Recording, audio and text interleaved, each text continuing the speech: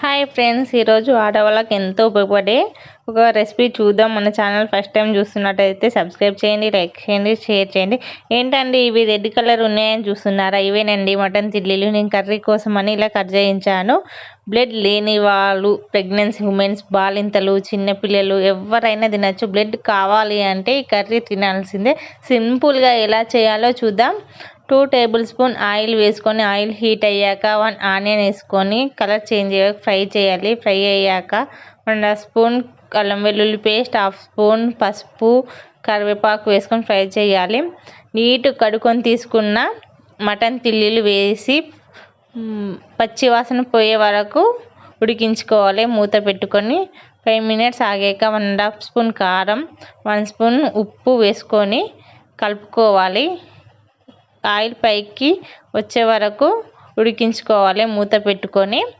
Oil పైకి వచ్చాక 2 గ్లాసుల వాటర్ తీసుకోవాలి.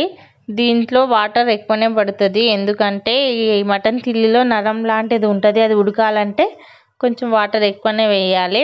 ఉడికేటప్పుడు ఒక మటన్ మసాలా, గరం మసాలా వేసుకోవాలి. ఒక 20-30 మినిట్స్ ఉడికించుకోవాలి వాటర్ పోసుకొని.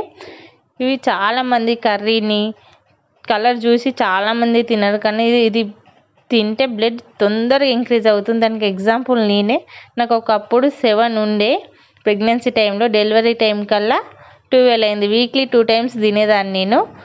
మీకు కూడా ఏమైనా యూజ్ అవుతుందనే ఒక ఉద్దేశంతో ఈ కర్రీ అనేది షేర్ చేస్తున్నాం.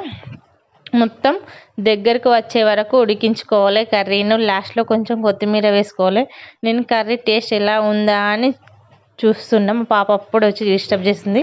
కర్రీ టేస్ట్ మాత్రం చాలా బాగుంది. మా పాప కూడా చెప్తుంది బాగుందని. ఈ వీడియో నచ్చితే లైక్ చేయండి, షేర్ చేయండి, సబ్స్క్రైబ్ చేయండి.